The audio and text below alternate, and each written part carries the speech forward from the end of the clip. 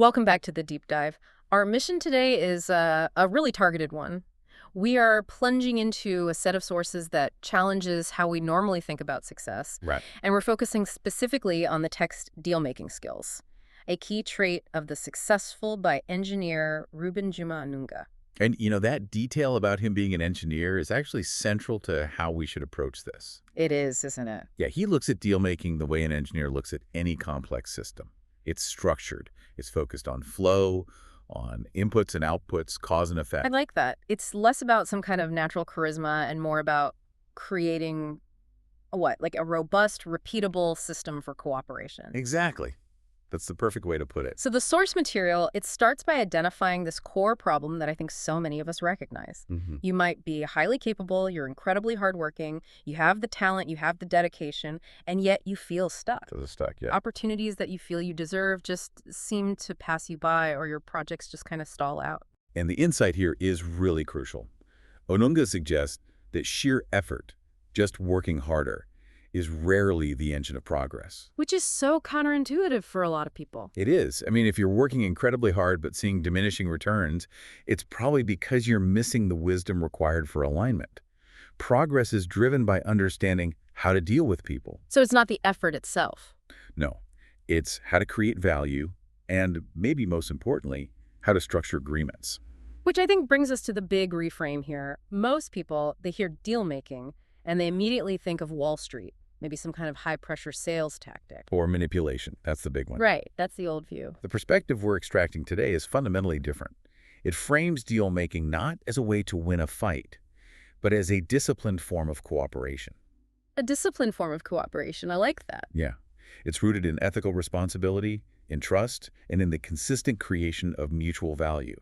It's really the highest point of disciplined engagement. So our mission for you, the listener, is to provide this comprehensive framework. We want you to stop seeing deal-making as some niche business skill Right. and start recognizing it as a core daily life practice. It's the mechanism you use to shape your career, build stronger relationships, and, accelerate your personal growth. Let's get into the foundation. Okay, let's unpack this. This foundational truth is, it sounds deceptively simple. It does, sir. Life does not move forward on effort alone. It moves forward through agreements. Yes. And these can be formal contracts, sure, but they can also be promises, or even just the quiet, unspoken understanding that governs how you collaborate with a colleague. And when you look across history, it's universal. It is. Deal-making, just the act of structuring cooperation, is maybe the oldest tool of civilization. Really? The oldest? I think so. Yeah. It's the only thing that allows competing interests to exist productively rather than chaotically. It anchors everything: social, political, economic order. The sources really drive this point home by breaking this truth down into three distinct pillars.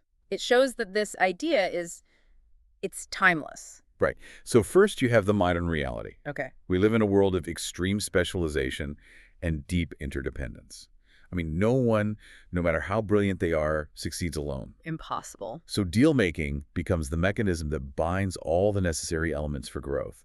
It connects ideas to capital. It connects skill sets to market needs. It links talent to leadership. It's like the circulatory system of modern economics. That's a great analogy. And the second pillar, that one draws on historical wisdom. Yes, and this is fascinating. We see progress consistently framed through the idea of a covenant. Covenant. So not just a simple agreement. No, it's much more than that. It's not about vague good intentions. It's about a structured agreement with explicit terms, mutual responsibility, and absolute faithfulness to those terms. Can you give an example of that? Well, think about the story of Joseph structuring economic policy in Egypt. He wasn't just hoping things worked out during the famine. Right. He established a clear covenant, a system where the people agreed to a specific structure of administration, of contribution, in exchange for security and survival. That structured agreement created stability. And prosperity, where Yeah. chaos would have otherwise just taken over. Exactly. And the third pillar, the philosophical insight, it just confirms this. It does. Society survives through cooperation and negotiated order. When agreements collapse, whether that's a handshake deal dissolving or an entire social contract fracturing chaos, is the inevitable outcome. Progress stalls. Why? Because alignment has been lost. This is a massive takeaway for you, the listener. I mean, if you feel like your progress is stalled, it's worth asking yourself a question. Yeah. Where are you relying on assumed expectations in your life? with your boss, your partner, your team, instead of proactively clarifying and, negotiating them. Stagnation is so often a symptom of that, an absence of alignment, not an absence of effort. That makes perfect sense. It shifts the focus completely. Okay, so here's where it gets really interesting for me. The concept of value before leverage. Why do deals, according to the sources, have to begin with contribution, not with need? Because leverage is something you build. It's not something you can just demand. It's a foundational psychological truth this source just hammers home. Which is? People who approach deals from a position of need rather than contribution immediately create an imbalance. And that's because, well, need repels, value attracts. That feels so counterintuitive. I mean, some people approach negotiations thinking they have to emphasize their desperation to gain sympathy. Exactly. And the source says that is a fatal flaw. If you have nothing to offer but your desire for a better outcome, your position is inherently weak. And the other party senses that vulnerability. They do, which often leads to them retracting, not advancing. The sources highlight that idea that a man's gift makes room for him.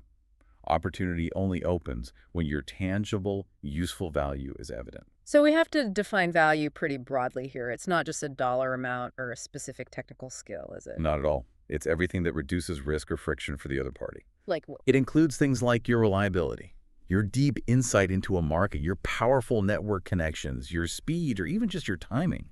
The fact that you are available now when they need you most. The clearer and more diverse your contribution, the stronger your leverage. Your foundational leverage, yes. But practically speaking, how do you proactively demonstrate that kind of intangible, value-like reliability or insight before a formal agreement is even on the table? You do it by focusing on system building, not just on individual tasks. Look back at the Joseph example. Okay. His value wasn't just being a good grain counter. His value was his administrative wisdom, the ability to design and implement a vast, reliable system that stabilized an entire nation for years. You show value by offering solutions that prove you see the whole system, not just your little corner of it. That transitions perfectly into the psychology of deals. The sources make this powerful point that deals are decided in the mind long before they're ever finalized on paper. That's so right. If you focus only on the logic and the numbers, you will frequently be baffled when a perfectly rational proposal gets rejected. And why is that? Because logic often fails completely if it clashes with deep human interests. People evaluate deals based on safety, on risk, on pride, recognition. Fear not, just the return on investment. Okay, let's slow down on that. So people arguing over a rigid position, like a specific salary amount, are probably masking a deeper interest. Almost always. What are the most common interests that successful deal makers need to uncover? They usually circle around security, recognition, and control. For instance, someone might argue fiercely over a small clause in a contract, that's their position, but their underlying interest might be preserving their internal control over a process. Or maybe they're afraid they won't get recognition for the project's success later on. Exactly. So how do you get to that deep interest when the other person is just stuck on the dollar amount or the rigid clause? You have to ask better probing questions. Questions designed to test future scenarios and clarify their motivations. So instead of arguing about the clause. Right. You might ask, if we agree to this, what specific risk are you hoping to mitigate next year? Or tell me what success looks like for you personally 6 months down the road. Ah, so you shift the focus from the obstacle to the shared goal. And you allow them to articulate their true interest, which sometimes they don't even realize they have. The biggest mistake is assuming people clearly know their own interests. You often have to help them clarify that first. So once we've established value and understood the interests, we move into execution. The sources call trust the currency that makes deals stick. What does that even mean, trust as a currency?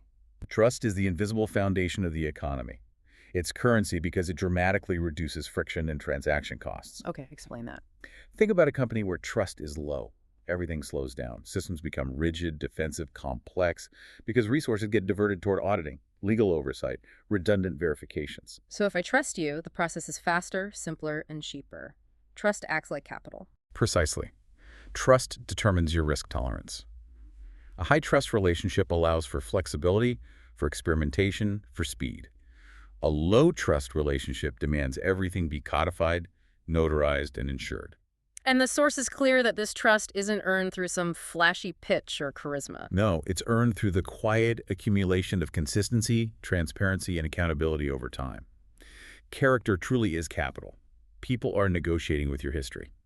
Moving to communication. This is highlighted as the critical bridge between intention and agreement. Where do most people fail in the communication stage? The biggest danger is allowing assumption to replace clarity. People use vague language, assuming the other party interprets terms the same way they do. Which is an open invitation for conflict down the road. Absolutely. Vague language is convenient in the short term, but it is corrosive to long-term agreements. So the skill is prioritizing surgical clarity over, say, flowery verbosity. Yeah. What about the delivery of that clarity? The tone matters tremendously. Calm communication lowers barriers, even when you're discussing difficult terms. The goal is precision. You're protecting both sides from confusion by confirming shared meaning, maybe even multiple times before moving forward. A deal isn't successful until both parties have the same definition of success. You got it. Which brings us to this critical mindset shift. The idea that negotiation is not war. We have to ditch the win-lose mentality. Yes. True negotiation is disciplined alignment. It's a collaborative search for outcomes where interests genuinely overlap. Win-lose arrangements just create immediate resentment and instability. Which often leads to sabotage or the deal just expiring really quickly. And if a deal collapses because of bad faith, both parties ultimately lose the time and resources they invested. Yeah. So a true win-win arrangement is a strategic choice. It creates loyalty and stability. Right. If you injure one party in a deal, you inherently injure the longevity of the entire agreement. It's just an unsustainable model. Exactly. So the strategy is to be firm on your core values and objectives, but profoundly flexible on the methods you use to get there. The key is reframing the discussion around shared, higher-level goals to dissolve deadlocks. And recognizing that peace, a stable working relationship, is a huge strategic asset in itself. A tremendous one. And that requires patience, which brings us to timing. Deal-making is so context-dependent. Power is rarely absolute. It's always shifting with timing, information, alternatives. And urgency. This point is so often overlooked. The sources remind us that action divorced from timing is just wasteful. You have to control your tempo. Impatience reveals need. It broadcasts your vulnerability. Patience, on the other hand, reveals confidence because it signals you have alternatives. You're prepared to wait for the optimal moment. The sources define leverage here so simply, yet so powerfully. It's the ability to walk away. And that ability doesn't come from bluster. It comes from options, from preparation, and from patience. That's the engineering mindset again. It is. You build your alternatives before you need them. Wise deal makers resist the pressure to rush decisions that shape long-term outcomes. They adhere to that wisdom. To everything there is a season. You have to know when to speak, when to pause, and when to just exit the field entirely. That's mastery. Let's talk about the final framework point, ethics. The author is firm that skill without character creates danger. Why is character the invisible framework that sustains long-term success? Because success isn't just about closing one deal. It's about sustaining a reputation that attracts future, higher quality opportunities. So unethical deals, deception, exploitation, leveraging fear, they might give you a short-term win. They might, but they poison long-term opportunity because reputations travel faster than contracts. So integrity is a compounding asset. Precisely. If you rely on tricks, you are constantly forced to find new victims, new markets. But if you rely on character and ethical responsibility, you build an ecosystem of trust that attracts stable partners and stable deals. And ethical deal-making means using your leverage to stabilize agreements to ensure fairness and longevity. Yes, rather than using it to humiliate or extract every last drop from the other side. And that requires a unique kind of courage, doesn't it? The ethical courage to refuse deals that betray your core values, even if they look profitable right now. Absolutely. The source suggests that any gain achieved at the cost of integrity always carries a hidden, compounding long-term loss. Before we wrap up, we have to touch on failure. The source discusses it not as condemnation, but as necessary feedback. Yes, which is a key mindset shift. How does a master dealmaker view rejection differently? They separate the outcome from their identity. A rejected proposal is not a rejection of who they are. It's just feedback. It is pure, unbiased feedback on the timing, the clarity of the proposal, or the misalignment of interests. They analyze the mechanisms that failed without self-deception or cynicism, and they just constantly refine their approach. Which brings us to the summary of this whole deep dive. The major takeaway is that mastery isn't some mysterious talent or just sheer charisma. No, it's a cultivated discipline. It's the quiet accumulation of wisdom, character, observation, and experience. That's what moves you from simply putting an effort to achieving genuine, measurable influence. And from having good intentions to securing meaningful, lasting agreements. The source concludes that mastering this discipline is really about becoming a builder of bridges. Bridges between people, between conflicting ideas, between resources that need to be connected. Yes, creating systems where success is mutual. So we'll leave you with this provocative thought for the week, building on the author's overall conclusion. If life truly rewards alignment, not effort alone, what implicit agreement are you currently assuming in your career, with your colleagues, or in a key relationship that you need to stop assuming and start clarifying and negotiating with purpose and integrity? Go build some bridges.